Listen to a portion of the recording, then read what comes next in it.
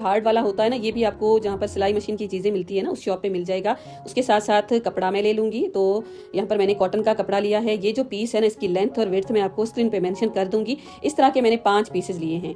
अब साथ साथ ये वेलक्रो मैंने लिया है और इसको भी मैं सिलाई लगाऊंगी। लेकिन आप देखें, इस पट्टी को मैंने कुछ इस तरह से रेडी किया है और यहाँ पर जब सिलाई लग जाएगी ना, तो इसकी दोनों तरफ के ऊपर मैं वेलक्रो लगा दूंगी, वो भी सिलाई के साथ ही।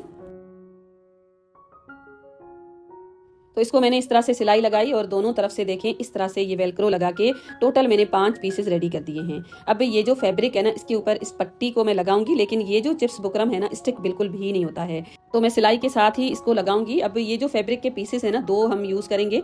तो पहला जो फैब्रिक है ना, उसको देखें कुछ इस तरह से मैंने फोल्ड किया है, इसके ऊपर आयरन करूंगी।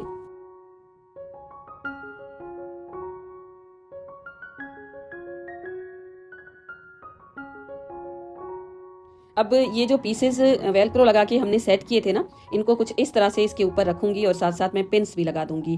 थोड़ी थोड़ी सी ही गैप देनी है। और इस तरह का अगर आपको ऑर्गेनाइजर चाहिए तो इसको आप लंबा और छोटा भी बना सकते हैं। मैंने बस इसी तरह का बनाया है, क्योंकि जो डोर है ना, उसकी लेंथ के अकॉर्डिंग आपको ये रेडी करना होगा। ये मल्टीपर्पज ऑर्गेनाइजर है, ऐसा नहीं कि जिस तरह से मैं यूज़ करूंगी उसी तरह से आप यूज़ करें। जिस तरह से चाहें आप इसको यूज़ कर सकते हैं। तो ये जो भी पीसेस थे ना, उनको मैंने थोड़ी थोड़ी सी गैप देकर इस तरह से इसके ऊपर पहले सेट किया, पिन्स लगाई और उसके बाद मैं इसके ऊपर सिलाई भी लगा दूंगी।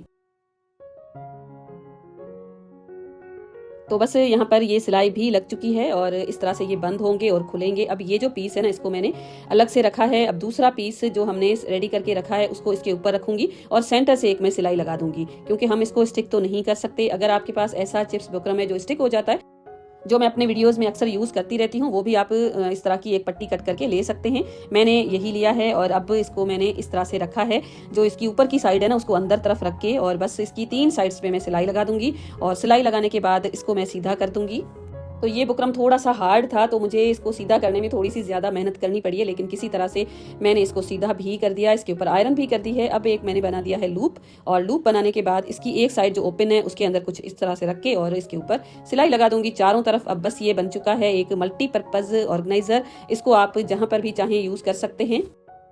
तो इसको देखें, इस तरह से हम हैंग कर सकते हैं। अब ये जो हमने पट्टियाँ लगाई है ना, इसमें आप ढेर सारी अपनी कैप्स है ना, उनको लगा सकते हैं। मेरे बच्चों के पास इस तरह की ढेर सारी होती हैं, तो इनको ऑर्गेनाइज करके मुझे रखना पड़ता है ना। तो ये ऑर्गेनाइजर मैंने एक बार पहले बनाया था, जब मेरा चैनल नहीं था, तब से हम इसको यूज़ करें। आज मैंने इसको नया बनाया है।